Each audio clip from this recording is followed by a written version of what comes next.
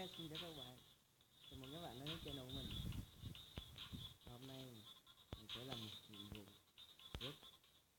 rất là dại dột. Hôm nay mình sẽ vô khu quân đội cướp máy bay.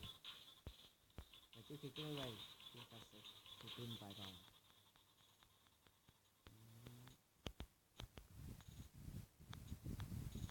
Đây chính là nơi để chúng ta sẽ tung. Quá dở.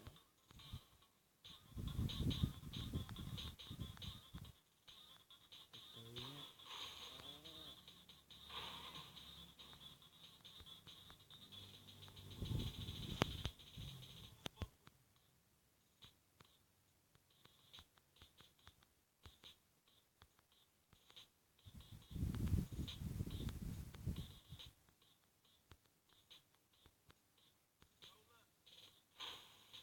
Đó, chúng ta thấy máy bay rồi.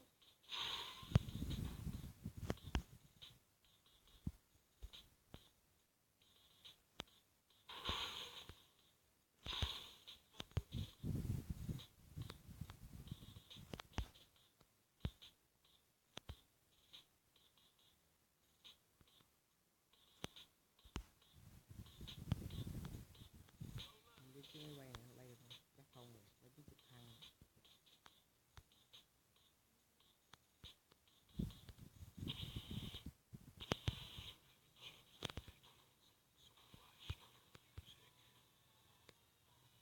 Đây rồi. Đây.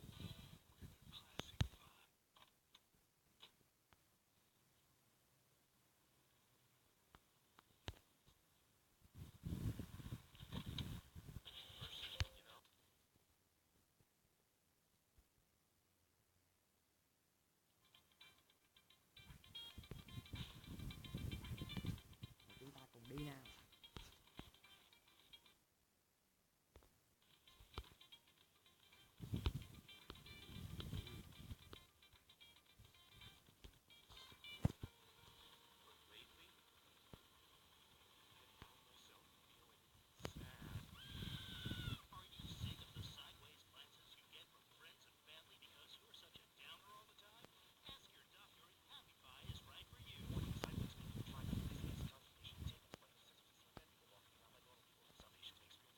Mình thấy toàn cảnh thành phố đẹp thiệt. Không biết chúng ta có cướp được không nha. Mình cũng không biết. Cướp được chúng ta sẽ ra náo lại.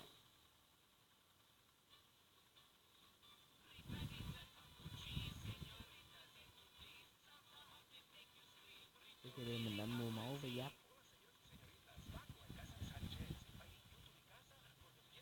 Sắp tới rồi. Ngay trước mặt đó các bạn.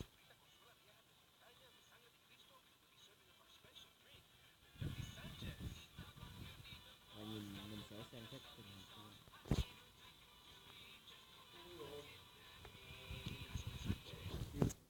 Đợi mình xíu. Hả?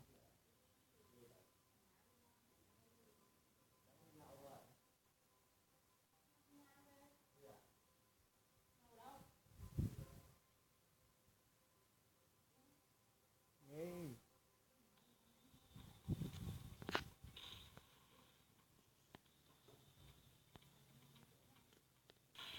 Ok, mình đã quay lại đây. Và chúng ta xuống lấy máy bay nào. Ê, chưa có một cái máy bay nào ở đây.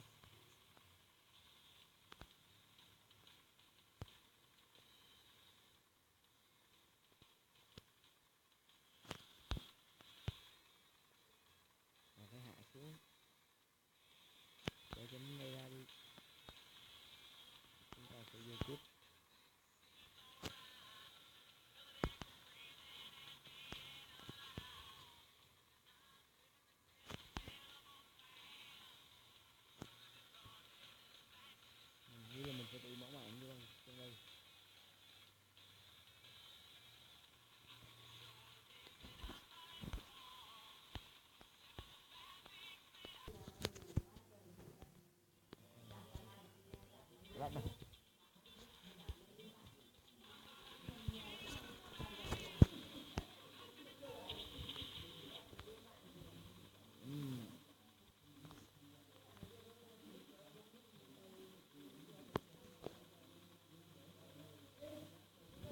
chạy đi. Con đa con gì chưa ngoài hết.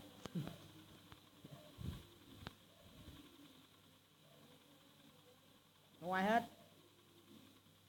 Chả có chiếc máy bay trực thăng quân đội quý. Hôm nay chắc nó nghỉ làm.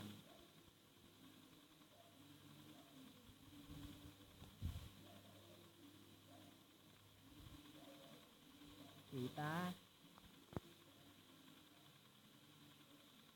Ok.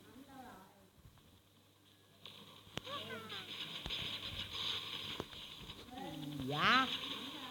Mắm đi chơi với bạn rồi. Em có. Wow. Một viên rocket. Quên mất. Thôi cơ này không. Mình sẽ kết thúc cái series ở đây. Nhớ like và đăng ký hoặc là chia sẻ giùm mình.